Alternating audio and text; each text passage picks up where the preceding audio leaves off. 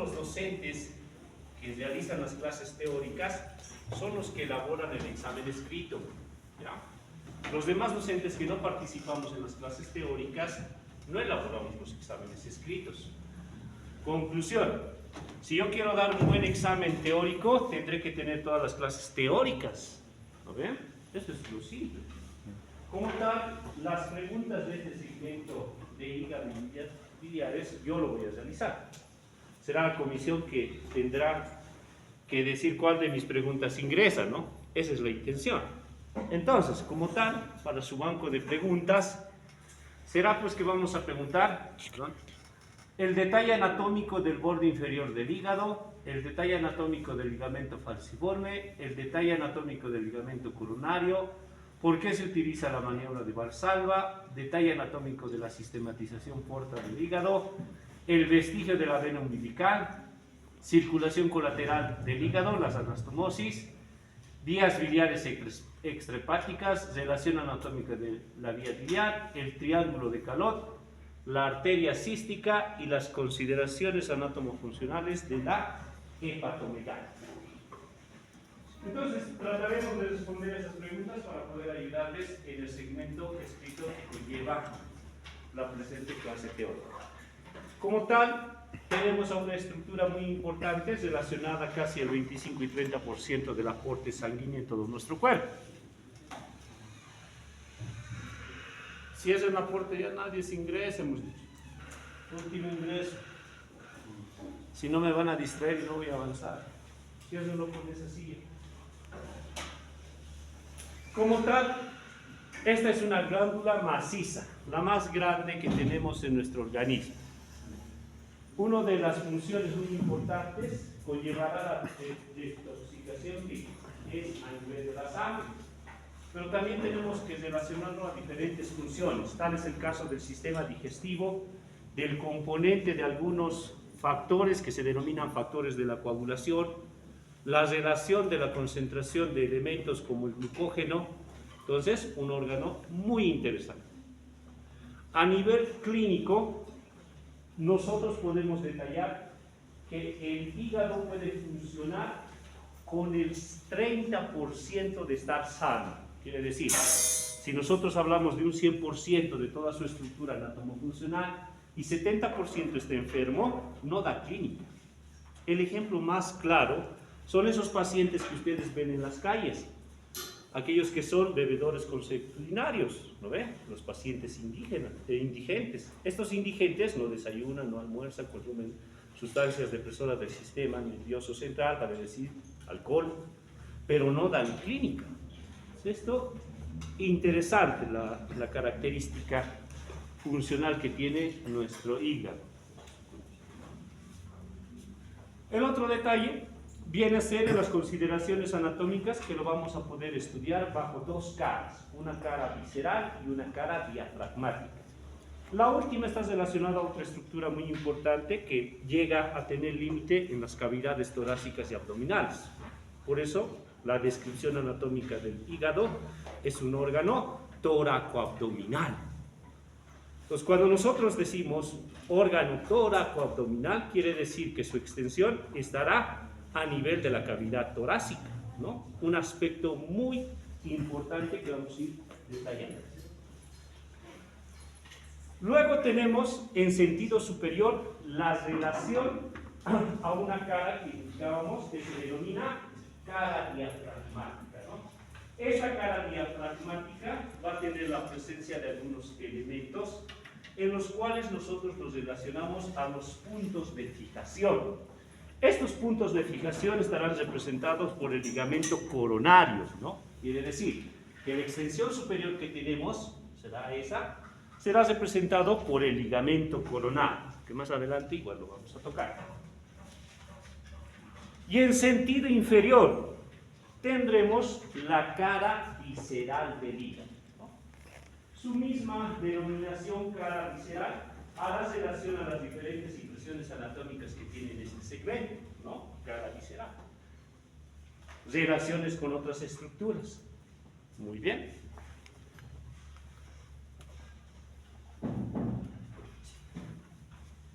algo muy interesante de la cara visceral será la presencia de una forma de H. ¿Qué quiere decir? Que esta forma de H, en la descripción anatómica, yo lo puedo relacionar a la presencia de diferentes lóbulos que van a haber en la cara visceral del hígado. ¿Ya? Ahí vamos a entender. Lo que están viendo en la diapositiva es la cara visceral del hígado. Y habíamos dicho que existirá una forma de H, que está representada ahí con líneas amarillas, ¿no? Lo que nosotros tenemos que distinguir en esta cara visceral, primero, es saber cuál es la cara anterior, el borde anterior, posterior, derecha e izquierda. Este es la cara, si quieren entenderlo, o la región anterior. Región posterior, región del lado izquierdo, región del lado derecho. Tenemos unas relaciones anatómicas a las cuales yo voy a denominar surcos, ¿ya? Esos surcos se denominarán surco longitudinal derecho, surco longitudinal izquierdo y el surco transverso. Entonces, ¿esto qué se va a llamar? Surco longitudinal derecho. ¿Esto cómo se va a denominar? Surco longitudinal izquierdo. ¿Y esto? Surco transverso. Si son perspicaces, miren que el surco transverso tiene relación con algo que nosotros denominamos hilio hepático. ¿Qué es un hilio? Quiere decir que va a haber estructuras que van a ingresar o van a salir de esa área. En este caso serán las relacionadas a las venas de este segmento, a las arterias de este segmento, a la relación nerviosa de este segmento, vale decir los plexos, y también a la relación de los conductos biliares. ¿No ven? Eso es lo que nosotros entendemos. Otra de las denominaciones que podemos ver en este detalle de la presencia de surcos y la relación derecha, izquierda y transverso es la presencia de estas áreas. Miren, estas áreas. ¿Cómo nosotros entonces lo vamos a denominar? ¿Dónde está mi mano? Lóbulo derecho, lóbulo izquierdo. El que es posterior y que tiene estos límites de los longitudinal derecho, izquierdo y el transverso, vale decir esto, que tiene proximidad con la vena cava inferior, se denominará lóbulo caudado. Y luego tenemos el sentido anterior, relacionado a la vesícula biliar o a la fosa cística, si quieren, el lóbulo cuadrado. Entonces, lóbulo derecho, lóbulo cuadrado, lóbulo izquierdo, lóbulo caudal. Fácil. También aprovechar en esta imagen que los surcos longitudinal derecho y longitudinal izquierdo se relacionan con estructuras anatómicas. Esas estructuras anatómicas yo lo voy a describir desde un punto de vista anterior y desde un punto de vista posterior. Entonces, surco longitudinal derecho en el segmento anterior tiene relación con la fosa cística. Y la fosa cística estará ocupada por la vesícula biliar. Fácil. En sentido posterior, ¿con quién se está relacionando? Con la vena cava inferior. En el longitudinal izquierdo, las relaciones que conllevará será este ligamento. Miren, aquí existe un ligamento, aquí también otro ligamento. Este ligamento en sentido anterior se denominará surco del ligamento redondo. Surco del ligamento redondo, ¿ya? Surco del ligamento redondo. En sentido posterior, también denominado surco arterioso, ¿no? Que viene a ser una obliteración en el sentido del componente funcional venoso que tiene en ese sentido. ¿Ya? Entonces, para entender ese escenario, para no olvidarnos, ¿no? Vamos a recordar esta imagen. Esta imagen. ¿Qué cara sería esto del hígado? Anterior. Entonces, si tenemos la cara anterior, tenemos que dividirlo en dos lóbulos, ¿no? Miren que la estructura anatómica que lo está dividiendo es un ligamento. Este ligamento se denominará ligamento falciforme. Entonces, el ligamento falciforme yo lo veo, lo aprecio en la cara anterior. vale decir lóbulo derecho, lóbulo izquierdo por el medio, que lo voy a dividir, este segmento. Y en el segmento inferior de este ligamento falciforme existe una dependencia del ligamento redondo. Y este ligamento redondo es parte del componente anterior del surco longitudinal derecho. Hasta ahí no nos confundimos. Miren que el ligamento falciforme en sentido superior se divide en dos segmentos. Ese segmento superior yo lo voy a denominar ligamento coronario. Y el ligamento coronario se va a extender en sentido derecho y en sentido izquierdo. Y la denominación en este segmento serán ligamentos triangulares. Ligamento triangular derecho, ligamento triangular izquierdo. Hasta ahí, fácil. Continuemos.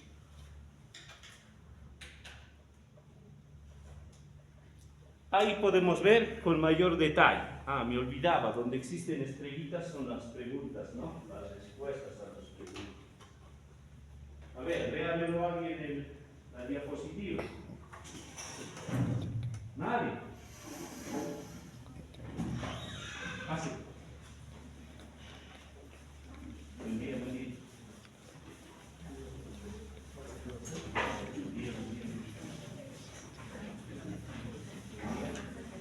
Ok, pa. La benevolencia del sentido de la materia. Ya. Sin embargo, para tener en detalle lo siguiente, habíamos indicado que el ligamento falciforme va a ser la estructura que va a dividir la cara anterior del hígado en dos lóbulos, lóbulo derecho, lóbulo izquierdo, con sus particularidades en sentido superior y en sentido inferior. Cuando hablamos de la particularidad del sentido superior, nosotros hablamos de la extensión de este ligamento, al cual nosotros denominaremos ligamento coronario.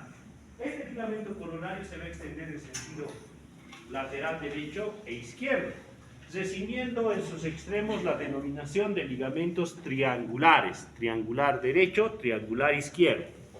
Algo muy particular de este ligamento coronario será pues a nivel del segmento del borde superior posterior. ¿Qué quiere decir eso? Que la extensión del ligamento coronario en este segmento no va a estar presente, por lo cual se va a delimitar una área que se denomina área desnuda del hígado, ¿ya? Entonces, la área desnuda del hígado tendrá relación de límites anatómicos en relación al ligamento coronario y también en relación a los ligamentos triangulares, ¿no? Por eso, también otras de las denominaciones del hígado es que es un órgano mesoperitoneal, porque no va a tener una extensión completa en relación al peritoneo, ya que existe esa área que nosotros hemos denominado área desnuda del hígado. Si nosotros comparamos la característica del punto de fijación, este ligamento coronario es realmente el ligamento relacionado a mayor aporte de fijación al hígado. Si lo comparo con el otro ligamento, con el falciforme, su mismo nombre indica, ¿no? Falciforme. Y aquí podemos ver el segmento de esta área, ¿no? Esta es una visión inferior, posterior, en la cual podemos ver la área desnuda del hígado, ¿no? Delimitado por los segmentos que ya hemos indicado, ligamentos triangulares y el ligamento coronario. La vascularización, eso es fácil, ¿no? Ustedes ya lo saben, que vamos a tener condiciones anatómicas de su irrigación y condiciones funcionales a nivel del componente. Un detalle muy interesante del hígado, habíamos indicado en los pacientes que consumen bebidas alcohólicas, ¿no? Interesante. También indicar que nosotros cuando damos un tratamiento a un paciente, todo el mecanismo que conlleva la absorción, la distribución, la metabolización, la excreción del medicamento, tiene la participación de esta estructura anatómica, vale decir, la metabolización a nivel hepático, ¿no? Entonces es un órgano muy interesante, por lo cual nosotros hablamos de circulaciones. Estas circulaciones que conllevarán el aporte del 25 a 30% a nivel de un organismo. y también de una circulación que se denomina enterohepática. Entonces, cuando ustedes estén llevando farmacología, van a hablar acerca de esta circulación enterohepática, ¿no? Que es muy interesante. Ahí podemos ver la imagen en relación al componente tanto venoso y arterial. Si son perspicaces, pueden ver en la imagen, a nivel del componente venoso, tres estructuras, ¿no? Tres venas, a las cuales nosotros denominaremos venas suprahepáticas. Y estas suprahepáticas tienen relación en el componente de desembocar a nivel de la cava inferior. No confundir, ¿no? Que a veces pasa.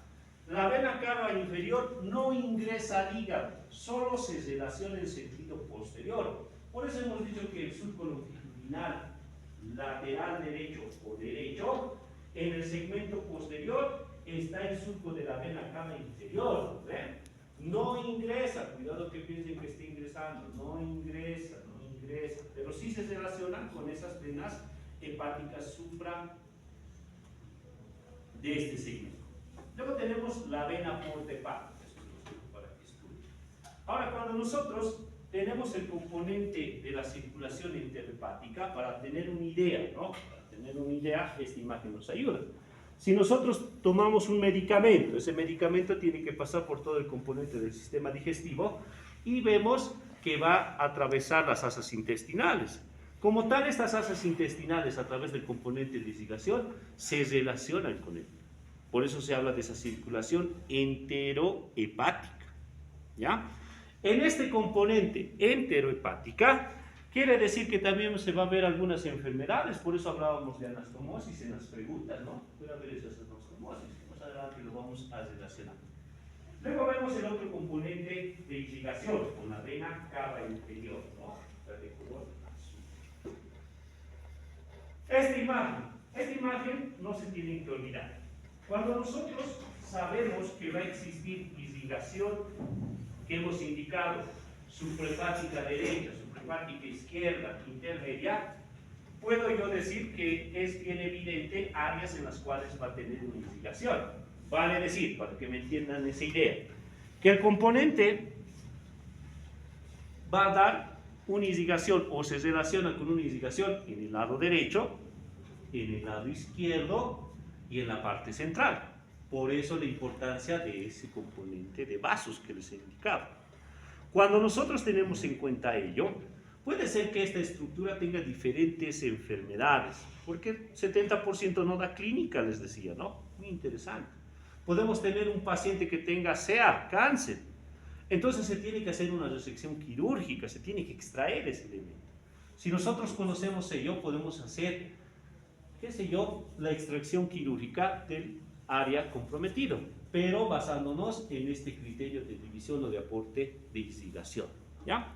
Una vez entendido ese componente, yo lo puedo dividir al lóbulo, al hígado en diferentes segmentaciones o lóbulos. Entonces, el componente central, y después empiezo a contar como las agujas del reloj, para que no se confundan, miren. En este componente central, ¿con qué estructura lo hemos relacionado? Con el ligamento falciforme, ¿no? Ligamento falciforme. Y también lo estamos relacionando con el componente de vaso hepático intermedio, ¿no? Porque hemos dicho derecho, izquierdo e intermedio. Bien. Entonces empiezo a contar, miren, 1, 2, 3, 4, 5, 6, 7 y 8. 8 segmentos que siguen el orden de las manecillas del reloj. A eso se denominará sistematización portal, ¿no? La famosa sistematización portal. Ahora, en este detalle, para entender, si nosotros en un inicio habíamos indicado que en la cara anterior del hígado lo voy a dividir a través del ligamento falciforme, el lóbulo derecho, el lóbulo izquierdo, también lo puedo relacionar a nivel de esta segmentación. Ejemplo, en el lado izquierdo, dice, ¿no? Va a corresponder al segmento 2 y 3. Claro, aquí están los segmentos 2 y 3. No me confundo, ¿no? En el lado derecho, al segmento 5 y 8. El segmento 5 y 8. ¿Vean? Que no se confundan. ¿Ya? Es tan solo orientar. Ahí está la imagen, para que puedan ustedes recordar esa segmentación o sistematización a nivel hepático. Fácil, ¿no? ¿Sí? No nos está comiendo. Esta imagen también. En esta imagen vamos a aprovechar a indicar lo siguiente. Si bien por un lado para mí me interesa a nivel del interior, en el componente intrahepático, los vasos, vale decir arterias y venas. Esa es para mí la importancia. Pero también miren que existe un componente muy particular en el interior del hígado, que estará representado a través de lo que denominaremos conductos biliares intrahepáticos. Esos conductos biliares intrahepáticos estarán en toda la extensión del hígado, imagínense, y una vez que se llegan a unir, conforman estos dos conductos biliares intrahepáticos. Por eso se denomina conducto biliar intrahepático derecho, conducto biliar intrahepático izquierdo. Y miren que estos dos conductos se unen y forman el conducto hepático común, conducto biliar hepático común, ¿no? Que está representado en la imagen de color verde. También habíamos indicado que las particularidades que conlleva a nivel de desarrollo embrionario será pues la caracterización que tiene con la relación con el componente de la placenta en este segmento, ¿no? Eso ya lo llevaron en biología. Eso no vamos a contar. Aquí vemos una imagen para poder entender esos segmentos, ¿no? Entonces, venas suprahepáticas que se relacionan con la vena cava superior. Tengo el componente también del hilio hepático que ingresa, la vena porta, ¿no? Seguro les van a preguntar cómo se forma o cómo se origina la vena porta. Usted, no se nos puede invertir detrás. Alguien de los que llegaron tarde, ¿cómo se origina la vena porta?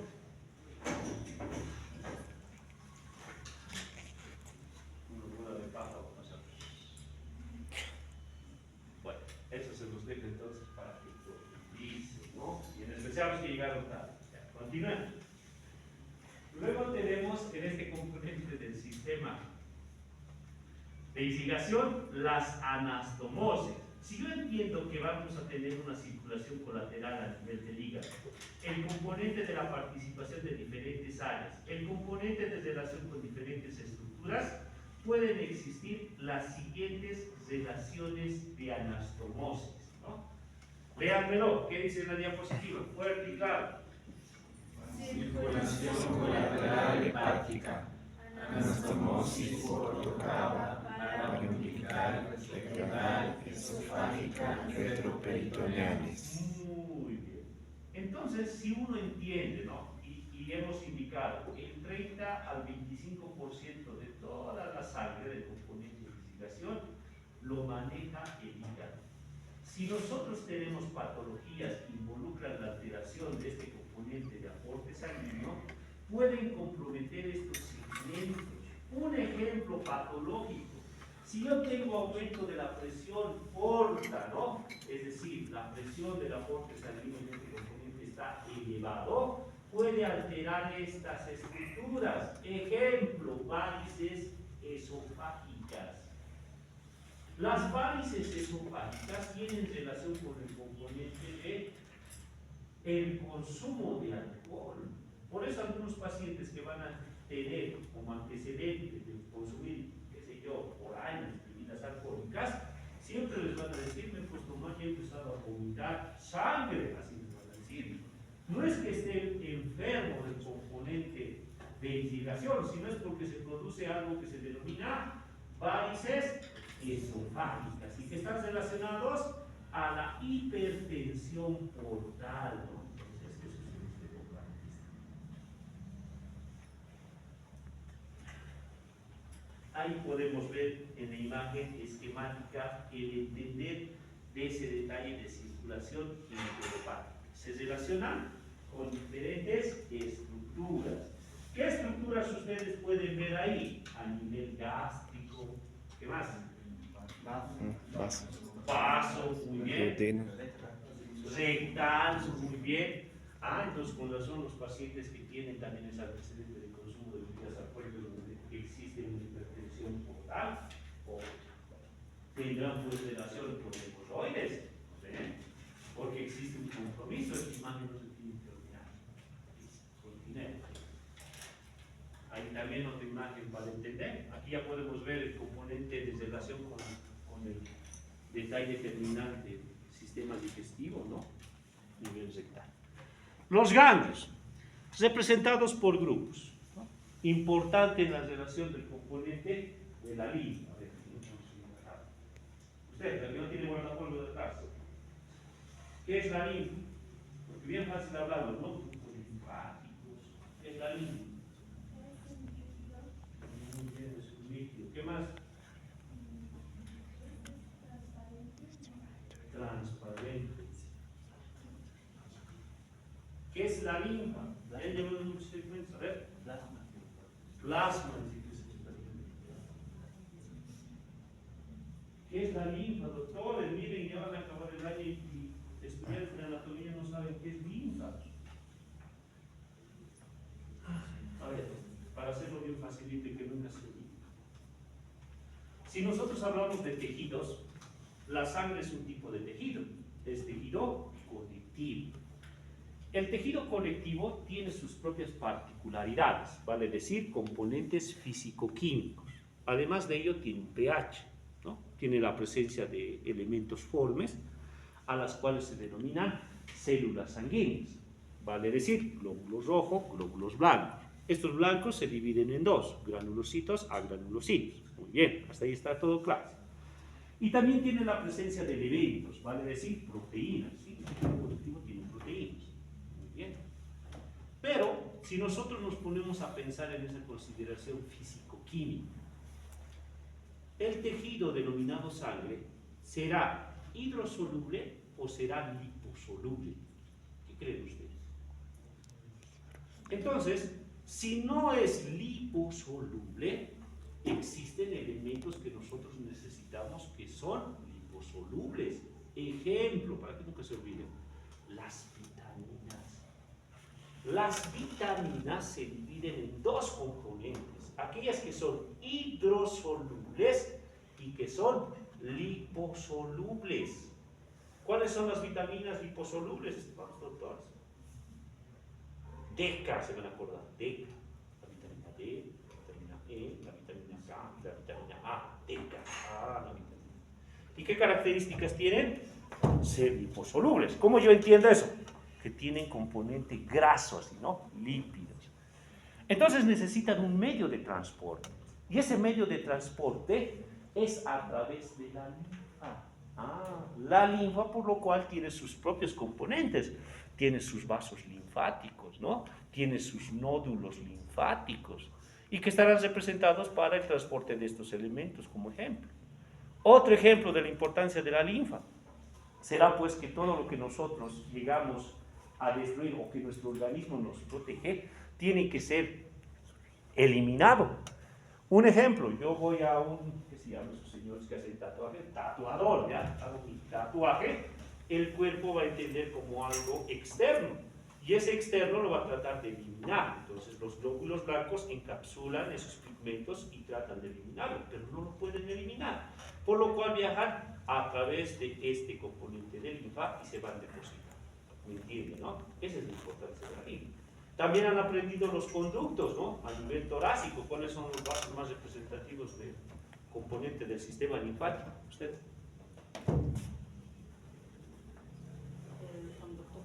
Muy bien, el conducto torácico, ¿no? Vean que las características de todas las estructuras que ustedes ya llevaron tienen que ahora integrarlos, ¿no? Yo bien decía, y siempre les repito a todos mis estudiantes, es imposible de que un médico trabaje siendo anatomista. No, solo se necesita tener la noción básica de la anatomía y relacionarlo con las otras disciplinas o áreas. Si no, ¿dónde van a trabajar doctores? ¿Dónde? ¿Existirán instituciones de anatomía? No. ¿Será pues algunas áreas que se relacionen en anatomía? Sí, pero no pues en el componente del 100%. ¿Me entienden, no? Esa es la realidad. Eso yo les puedo decir incluso que hemos trabajado 14 años en el sistema. Yo no les pregunto a los nuevos profesionales cuando vienen al centro o cuando vienen al componente de sus cargos. A ver, descríbame el ligamento de Lisfranc. No. Sí es parte de nuestra formación, eso es cierto, pero se tiene que integrar las demás materias, ¿ya? Eso no se van a olvidar. Continuemos. Inervación. Representado por plexos, ¿no ves? ¿Qué plexos? Plexos anterior, posterior. ¿Y cómo se forman estos plexos? A través del componente del décimo par craneal. ¿Cuál es el décimo par? El párpado, ¿no ves? Ahora, cuando nosotros entendemos incluso la sistematización nerviosa, es fácil indicar qué aspectos nerviosos va a tener este nervio vago. Si bien recuerdan, el sistema nervioso se divide en sistema nervioso desde el punto de vista anatómico y funcional. Si es anatómico, lo divide el sistema nervioso central y el sistema nervioso periférico. Si es a nivel funcional, lo divide el sistema simpático, parasimpático y vegetativo y autónomo. ¿Ven? Ahora les pregunto, ¿qué estructuras anatómicas están en el componente del sistema nervioso simpático?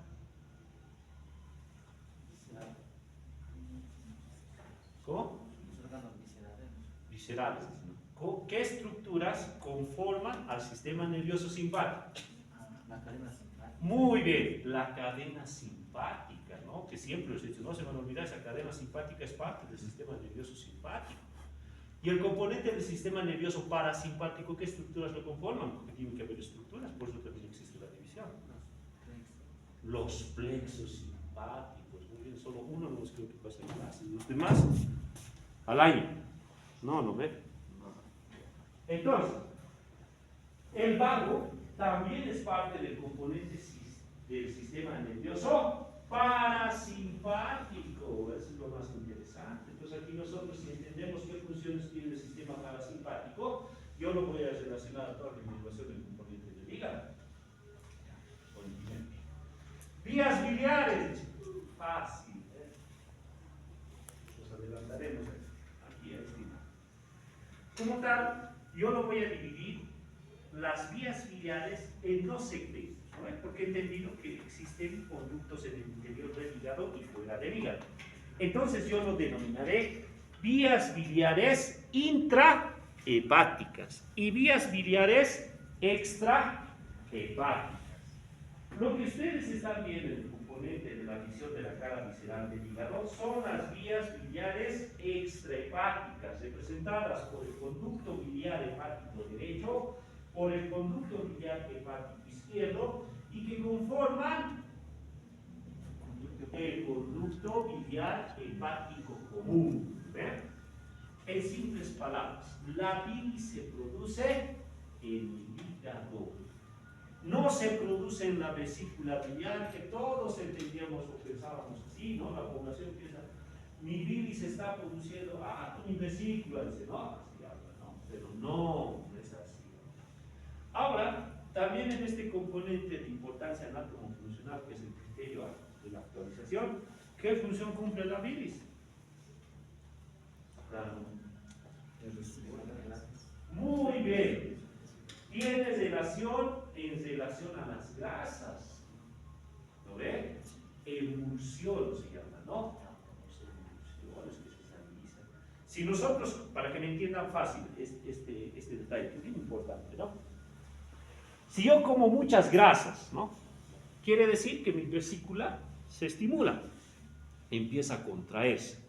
No empieza a producir bilis, porque la bilis ya está producida, ¿no? La bilis se produce y se almacena en esta región.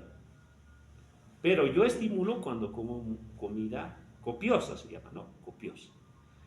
El detalle del boliviano es que nosotros somos pues de la costumbre de comer cosas grasosas.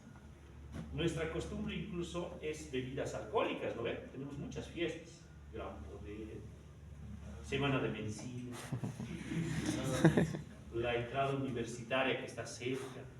Entonces sí es nuestra costumbre, arraigado a nuestras raíces, identificación cultural, el respeto. Pero también es un riesgo, ¿saben por qué? Porque resulta que el estudiante de medicina se va de parranda desde el día viernes, bebidas alcohólicas, sábado bebidas alcohólicas, domingo bebidas alcohólicas, lunes Está ahí con su tembleque después, ¿no? Perseguidora, ¿sí? ¿Qué es lo que hace como costumbre? Ir a comer su fricasé, ¿sí o no? Algo copioso. Entonces eso es un riesgo para una patología, ¿ya? Que más adelante les voy tocando. Pero el escenario es eso para que nos vean. Ahora, si bien yo entiendo que tenemos vías extrahepáticas, estas vías extrahepáticas van a estar representadas por estos segmentos, ya sean desde el punto de vista vía biliar extrahepática principal o accesoria, ¿ya? Tenemos los conductos biliares hepáticos, derecho-izquierdo, el común, y miren cómo se comunica en este segmento con el conducto cístico. Y el conducto cístico se relaciona con el componente de la vesícula biliar. Una vez que se tiene el conducto cístico con el conducto hepático común, conforman este conducto extenso, que se denomina conducto colédoco. Y el conducto colédoco, miren, que tiene una relación de desembocadura a nivel de la segunda porción del duodeno, cercano al orificio de desembocadura de otra estructura. ¿Qué estructura es esta de color amarilla? El páncreas. ¿Ya? Esa es la importancia en el ejemplo que les daba. Puede ser que este paciente, imaginen, tiene piedritas en la vesícula, litos. Estos litos pueden ser de diferente tamaño, de este tamaño, así para que me entiendan, ¿no? Vamos a ser bien explícitos y ejemplísticos, o de este tamaño.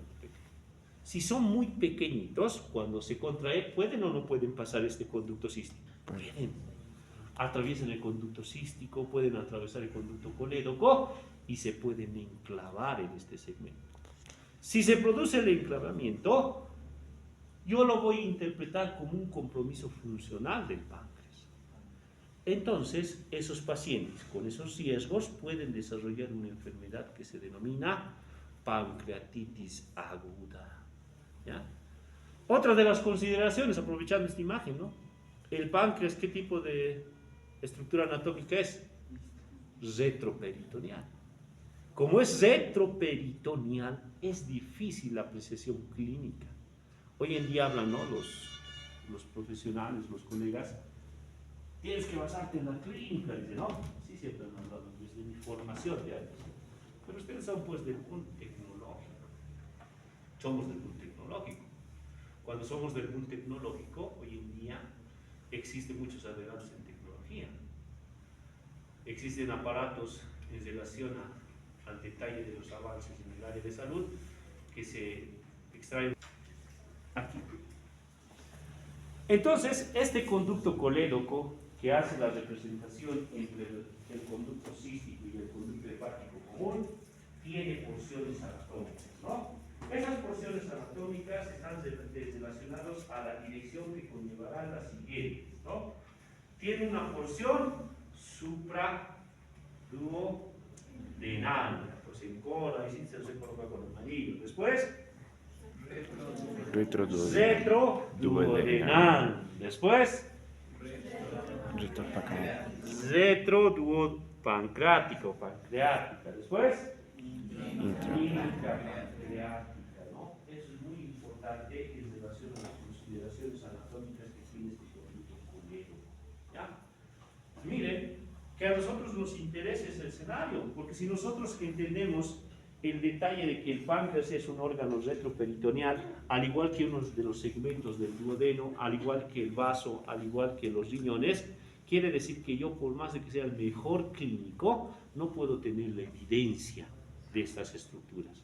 Yo les voy a contar una experiencia personal, ¿ya?